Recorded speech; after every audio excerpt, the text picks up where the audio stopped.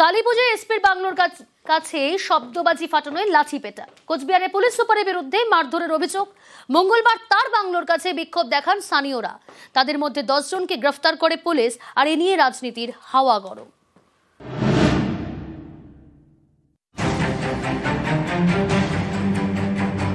কোচবিহার শহরের রেল গুমটি এলাকা, এখানেই পুলিশ সুপারের বাংলো। সোমবার কালীপুজো রাতে এসপির বাংলোর কাছে শব্দবাজি ফাটাচ্ছিলেন স্থানীয় কয়েকজন। অভিযোগ, এর জন্য তাদের লাঠিপেটা করেন কোচবিহারের এসপি। এ নিয়ে পরের দিন অর্থাৎ মঙ্গলবার এসপি বাংলোর কাছে বিক্ষোভ দেখান স্থানীয়রা। 10 বিক্ষোভকারীকে গ্রেফতার করে পুলিশ।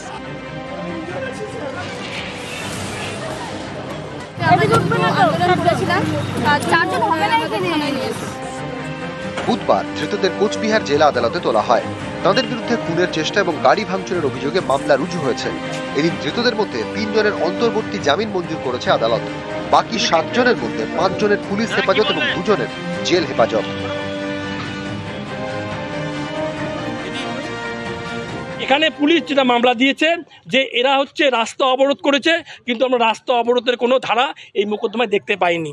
পুলিশ মামলা দিয়েছে এরা নাকি খুন করবার উদ্দেশ্যে ওখানে জড়ো হয়েছিল এবং কিছু পুলিশ কর্মীকে মারধর করেছিল, সরকারি কাজে বাধা দিয়েছিল এবং পুলিশের গাড়ি ভাঙচুর করেছিল।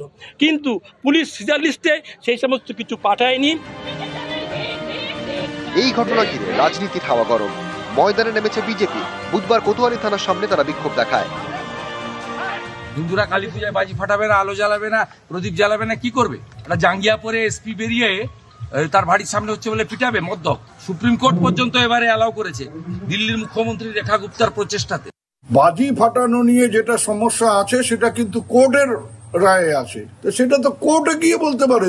এই ধরনের কথাবার্তা যে বলে তার মস্তিষ্কের সুস্থতা সম্বন্ধে সবসময় একটা সন্দেহ থাকে। কোচবিহার থেকে শুভঙ্কর সাহা, নিউজ 18 বাংলা।